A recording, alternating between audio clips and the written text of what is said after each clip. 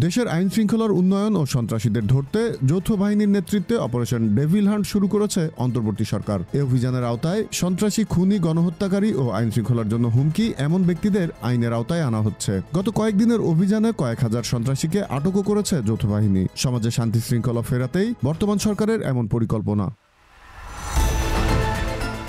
কিন্তু বাংলাদেশ বিরোধী প্রোপাগান্ডা ছড়ানোর আওয়ামী মিশনের সারথি ভারতীয় কিছু মিডিয়া এ অভিযানের সমালোচনা করে চলেছে। তারা মিথ্যাচারে বলছে অপারেশন ডেভিল হান্টের নামে আওয়ামী লীগের নেতাকর্মীদের আটক করা হচ্ছে। এসব অপতথ্য প্রচারের মাধ্যমে তারা বাংলাদেশে অস্থিতিশীলতা সৃষ্টির পায়তারা করছে।